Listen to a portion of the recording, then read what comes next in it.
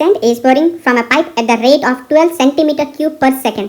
तो यहाँ पर एक वैल्यू दे रखा है जो क्यूब है, जैसे कि सेंटीमीटर क्यूब पर सेकेंड, जिससे हमें कहीं ना कहीं पता लगता है कि यहाँ पर डिफरेंशिएशन हो रखा है किसी चीज़ का विथ रेस्पेक्ट टू टाइम। क्यों टाइम हो रखा है? Because of second. तो हम लिख सकते हैं डी बाई डी टी। अब किसका हो रखा हुआ? सरफेस एरिया का, लेंथ का, रेडियस का, हाइट का, एल्टीट्यूड का या फिर वॉल्यूम का। तो इसमें से क्यूब है तो ये कहीं ना कहीं वॉल्यूम हमें इंडिकेट कर रहा है। तो that is the value of dv by dt is equal two centimetre cube पर सेकेंड। तो हम क्या करेंगे, जो वैल्यू हमें लिखना है वो हम थोड़ा सा यहाँ पर लिख लेते हैं, दैट इज 12 सेंटीमीटर क्यूब पर second. The following sand forms a cone on the ground. तो जो सैंड गिर रहा है जो, वो नीचे ग्राउंड में एक कोन जैसा शेप बन रहा है। जैसे कि यहाँ पर एक दे रखा है पाइप। तो पाइप जनरली एक सिलिंड्रिकल शेप होता है, तो इसको डायग्राम से समझने की कोशिश करते हैं। फॉर एग्जाम्पल, मान लेते हैं ये एक पाइप है और इसमें से सैंड यहाँ से गिर रहा है, पाइप में से जो सैंड यहाँ से गिर रहा है वो एक कोन जैसा शेप बना रहा है। कहाँ पर? ग्राउंड के ऊपर। तो अब यहाँ पर एक कोन जैसा शेप बनेगा, जैसे कि आप यहाँ देख सकते हो एक कोन जैसा शेप बन रहा है। जब ये जो सैंड नीचे की तरफ आ रहा है एक कोनिकल शेप ले रहा है, लेकिन टाइम के साथ ये जो शेप है ये बढ़ता जाएगा। कोन का जो शेप है बढ़ता जाएगा, ये हम इमेजिन कर सकते हैं, है ना। एक टाइम बाद ये जो कोन जो बना है इसका जो शेप है ये थोड़ा चेंज होगा, मतलब इसका जो रेडियस है वो बढ़ेगा। तो इस तरफ थोड़ा बढ़ेगा और ये इस तरफ भी थोड़ा बढ़ेगा, मतलब हाइट भी बढ़ेगा या फिर उसका रेडियस भी बढ़ेगा।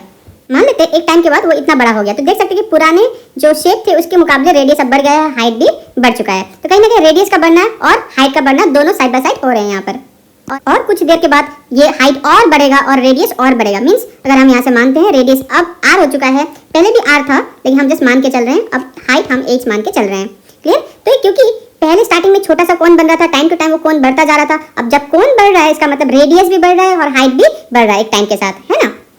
यहाँ जो वॉल्यूम है, ये जो वॉल्यूम है किसका चेंज हो रहा है? वॉल्यूम चेंज हो रहा है आपका कोन का। तो हम यहाँ क्या लिख सकते हैं, d by D T of volume of cone, volume of cone that is equal to 12। अब देख सकते हैं कि हमें वॉल्यूम ऑफ कोन पता होना चाहिए। जो हमें पता है volume of cone is equal to 1/3 pi r square h। तो इसको हम यहाँ पर यूज करने जा रहे हैं, d by D T 1/3 pi r square h that is equal to 12। अच्छा, यहाँ पर और एक चीज हम यहाँ क्वेश्चन को पढ़ेंगे। तो how fast is the height, how fast the height is increasing when the height is 4 centimetre. मतलब यहाँ पर बता रखा है कि हाइट कैसे चेंज हो रहा है। अगर हाइट यहाँ चेंज हो रहा है तो रेडियस को कहीं ना कहीं हमें रिप्लेस करना पड़ेगा। तो शायद ये इन्फॉर्मेशन क्वेश्चन में कहीं दे रखा होगा, तो आप पढ़ते हैं फिर से।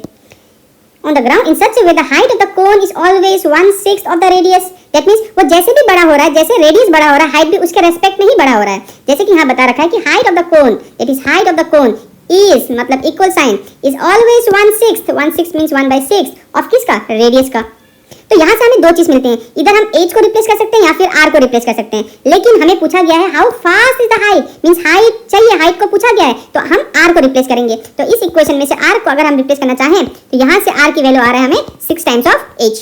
तो यहाँ पर लगाते हैं d बाई डी टी 1/3 पाई। अब यहाँ पर r स्क्वायर है, दैट मींस ये अगर r है तो r स्क्वायर हो जाएगा 36h स्क्वायर। तो यहाँ लिखते हैं 36h स्क्वायर, फॉर्मूला में था h that is equal to 12। अब यहाँ पर कांस्टेंट जो है वो बाहर निकल जाएगा, 1/3 पाई 36 और बचेगा d by D T of h cube that is equal to 12। देख सकते हैं ये 3 12 टाइम्स 36, 12 1 टाइम्स 12 और बचेगा यहाँ पर pi. d by D T of h cube is 3 into h square. As per the chain rule dh by D T that is equal to 1। So dh by D T का जो value होगा वो 1/3 pi h square. Question को check करते हैं, height का value दे रखा है 4 सेंटीमीटर। तो 1/3 pi into 4 square that is equal to 1/48 pi. अब यहाँ पर हाइट है तो ये सेंटीमीटर, टाइम है तो ये second, therefore height is changing 1/48 pi centimetre पर सेकंड।